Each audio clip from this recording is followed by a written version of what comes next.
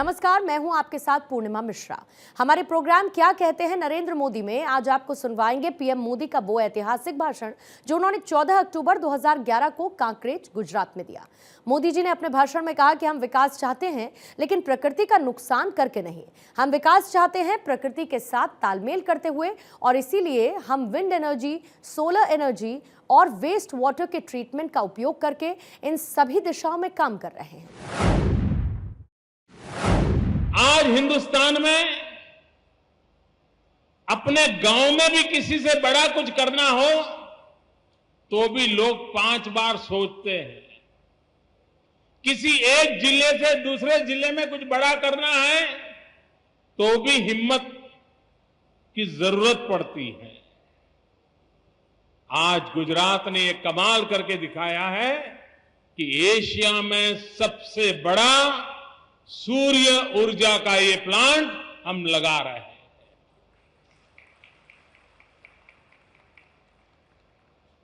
जो लोग पिछले एक हफ्ते से टीवी देखते होंगे, अखबार पढ़ते होंगे, उन सबको समझ आता होगा कि सौर ऊर्जा का क्या लाभ है।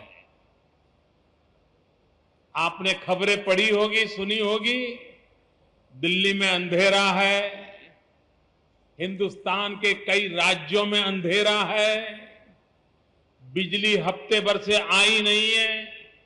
बिजली नहीं आने के कारण पानी के पंप नहीं चल रहे, गांवों को पानी नहीं मिल रहा है।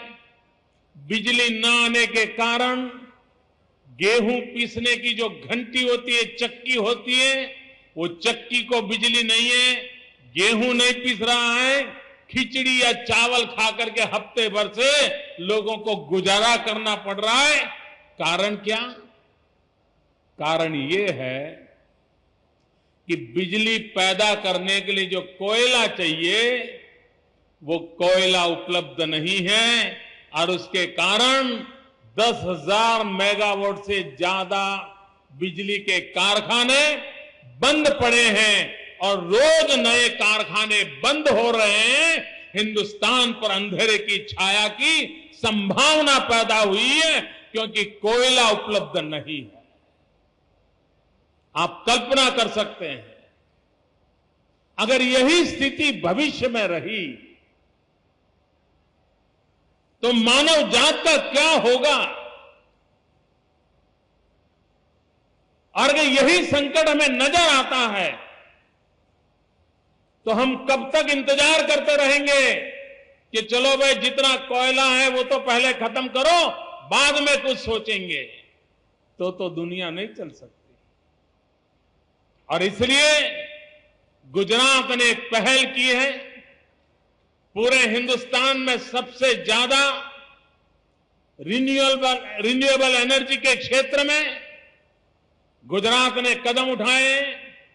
सौर ऊर्जा के संबंध में भारत सरकार रोज नई नीतियां निकालती है, रोज नए सर्कुलर निकालती रहती है, लेकिन अभी तक 5 मेगावाट बिजली भी भारत सरकार के माध्यम से इस देश की जनता को नहीं मिली। मित्रों, गुजरात एक ऐसा राज्य है कि जिसने एशिया में सबसे बड़ा ये काम करके दिखाया है, और हम वहां रुकने वाले नहीं हैं। हम वहां रुकने वाले नहीं हैं। हम दुनिया का सबसे बड़ा सूर्य ऊर्जा का काम ये गुजरात की धरती पर करना चाहते हैं। मित्रों, हम हर संकट को अवसर में पलटने का संकल्प करके निकले हैं। एक जमाना था गुजरात का 1600 किलोमीटर का समुद्री किनारा, वहां रहने वाले लोग तंग आ जाते थे। जो मछली के व्यापार में थे उनका तो गुजारा चल जाता था, लेकिन जो किसान थे वो फसल नहीं उगा पाते थे। जमीन थी, पैदावार नहीं थी, और वो चाहते कि बच्चे कहीं शहर में चले जाएं, मजदूरी करें, रोजी रोटी कमाएं। गांव के गांव खाली हो जाते थे। 1600 किलोमीटर के समुद्र किनारे के गांवों का ये हाल था। क्या हम उनको मरने दें? क्या उनको इस प्रकार की असहाय जिंदगी जीने के लिए मजबूर करें? क्या बूढ़े मां बाप को अपने नौजवान बेटों को गांव छोड़ करके सूरत में, मुंबई में मजदूरी करने के लिए भेजने के लिए मजबूर करें? ये वास्तव में मंजूर नहीं था। और तब जाकर के हमने तय किया कि हम 1600 किलोमीटर समुद्री किनारे को हिंदुस्तान की समृद्धि का प्रवेश द्वार बना देंगे। पोर्ट का डेवलपमेंट करेंगे, पोर्ट के संबंधित क्षेत्रों का डेवलपमेंट करेंगे, औद्योगिक विकास करेंगे। और जो 1600 किलोमीटर का समुद्री किनारा कल हमें बोझ लगता था, संकट लगता था, वो आज आर्थिक गतिविधि का केंद्र बन गया। दोस्त, एक जमाना था अगर सरकारी किसी मुलाजिम को अगर कच्छ में ट्रांसफर कर दिया तो सारा राज्य मानता था कि ये कुछ गड़बड़ किया होगा, इसलिए उसको पनिशमेंट पोस्टिंग जेल खाने में डाल दिया। कच्छ में जाना यानी सजा माना जाता था। आज कच्छ में नौकरी पाने के लिए सरकार पे लोग चिट्ठियां लिखवाते, चिट्ठियां के साहब कुछ दिन मुझे कच्छ में भी तो काम करने का मौका मिलना चाहिए। जिस प्रकार से कच्छ में समृद्धि आई है, संकट में घिरा हुआ कच्छ सदियों के बाद आज आर्थिक गतिविधि का केंद्र बन गया। ये हमारा बनासकांठा जिला, ये हमारा पाटन जिला। लोग इन जिलों को कब याद करते थे? जब पाकिस्तान हमले की तैयारी करता था तब याद करते थे, यार बनासकांठा और पाटन के सीमा पर भी शायद पाकिस्तान कुछ कर देगा तो चलो जरा हलचल करें। उसके सिवाय बनासकांठा और पाटन की तरफ कोई देखता तक नहीं था। ये दिन आपने देखे हैं, आपको मालूम है। यहां पर साल में 6 महीना 7 महीना सिवाय बालू कुछ नजर नहीं आता था। आंधी चलती रहती थी, खाना पकाना भी मुश्किल होता था। बिना मिट्टी को रोटी मिलना इस नसीब माना जाता था। ये दिन हमने गुजारे थे।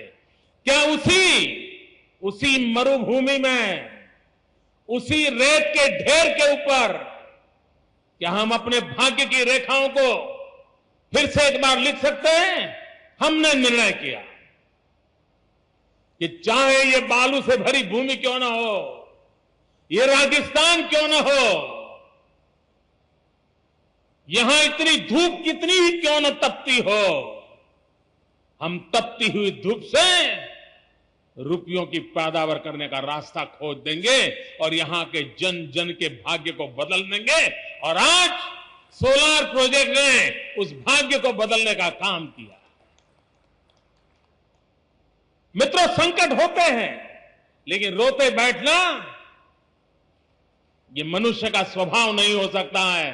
संकटों से जूझना चाहिए और जूझ करके रास्ते निकालने चाहिए। हमने रास्ते निकाले हैं।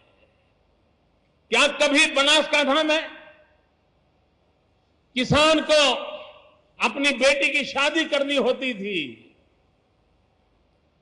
50 बीघा जमीन हो, बेटी की शादी करनी हो, घर में पैसे नहीं है तो वो सोचता था या जमीन कहीं गिरवे रख दें या जमीन 2-5 बीघा बेच दें और उससे जो पैसा आएगा उससे बेटी की शादी करवा लेंगे। लेकिन जब वो जमीन बेचने जाता था तो पानी के मोल जमीन बिक जाती थी। 2,000 रुपया, 5,000 रुपया, 7,000 रुपया, 10,000 रुपया, उससे ज्यादा कभी किसान को पैसे नहीं मिलते थे। और बेचारा घर घर भटकता था कि मेरी बेटी की शादी है, ये जमीन आप ले लो, मुझे पैसों की जरूरत है। कोई जमीन लेने वाला नहीं मिलता था। लेकिन ये गुजरात में औद्योगिक विकास हुआ, उसका आज परिणाम यह है कि किसान की जमीन जिसका दाम 10,000, 15,000, 20,000 था, वो आज 3 लाख, 5 लाख, 10 लाख, 15 लाख, ये सारे मेरे किसान भाई साक्षी है इस बात के कि आज आपकी जमीन का दाम बढ़ गया। और आज कोई जमीन लेने आता है ना, पहले किसान जमीन बेचने के लिए दर दर भटकता था, आज जमीन खरीदने वाला किसान के घर पर चक्कर काटता है। कितनी बड़ी गाड़ी लेकर क्यों नहीं आया हो, किसान अपना हुक्का पीते पीते बोल देता है, आज मेरा मूड नहीं है, सोमवार को आ जाना, और उसे वापस जाना पड़ता। अगर ये विकास न हुआ होता, ये औद्योगिक विकास की दिशा में हमने काम न किया होता, तो हमारे जमीन की भी कोई कीमत नहीं थी। आपकी जमीन की ताकत बनी है, उसका कारण विकास की बात को आपके गांव तक लाने का हमने प्रयास किया। मित्रों, विकास के बिना कोई चारा नहीं है।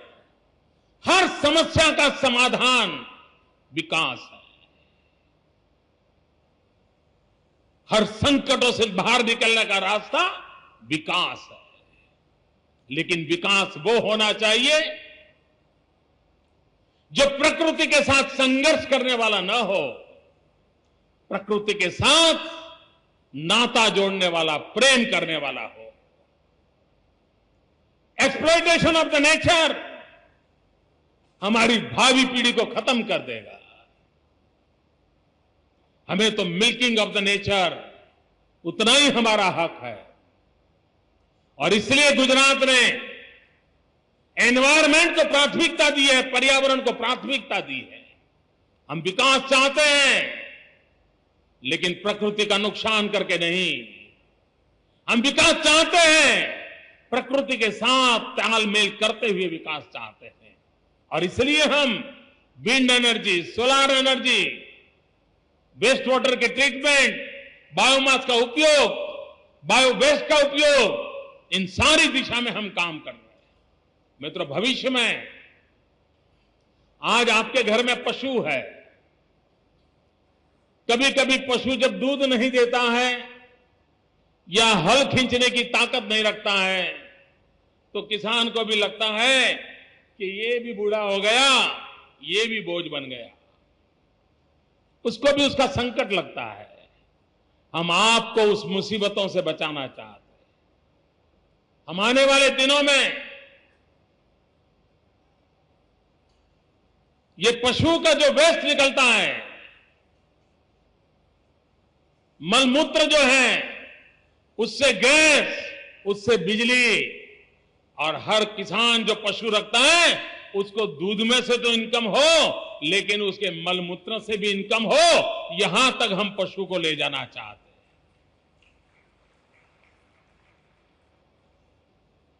हम स्थितियों को बदलना चाहते हैं। कभी कभी हम कॉटन की खेती करते हैं, कपास की खेती करते हैं, और बाद में कपास लेने के बाद खेत में जो उसकी सारा वेस्ट पार्ट खड़ा रहता है, उसको जला देते हैं। भाइयों बहनों, जला देने की जरूरत नहीं, अब आपको उससे भी पैसे मिलने की संभावना हुई है। ये गांडो बावड़, वो कल तक आपको संकट लगता था, वो अब बिजली पैदा करने का साधन बन सकता है। हम हर चीज, कूड़े कचरे से भी कंचन पैदा करने की दिशा में हम काम करना चाहते हैं। हर चीज का उपयोग कैसे हो, मानव जात के लिए उपयोग कैसे हो, इस प्रकार के एक होलिस्टिक अप्रोच के साथ गुजरात विकास की दिशा में आगे बढ़ना चाहता है। 2001 में जब आप लोगों ने मैंने जिम्मेवारी दी, देखते ही देखते 10 साल बीत गए, और 10 साल के एक्सपीरियंस से लगता है कि अब तो मेरा एक्सपीरियंस, अनुभव हो गया है। मैं जब नया आया था तब तो मुझे कोई ज्ञान ही नहीं था, जानता नहीं था। अब तो चीजों को समझने लगा हूं, तो अब तो मैं आने वाले दिनों में ज्यादा अच्छा काम कर पाऊंगा, ज्यादा अच्छी सेवा कर पाऊंगा। और आपकी भलाई के लिए ये 10 साल की मेरी जो पूंजी है, वो आने वाले दिनों में हर पल आपके लिए, आपके चरणों में समर्पित करके इस गुजरात के भाग्य को और अभी ऊपर ले जाने का प्रयास करूंगा।